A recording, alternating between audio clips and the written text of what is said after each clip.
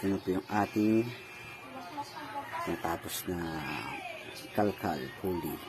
Dahil hindi pa siya ganun ka-perfect, pero bis na rin naman siya. Saka mas pagbubutihin pa natin ito pag in-apply na natin ito sa customer, kasi may mga kailangan pa akong gamit eh.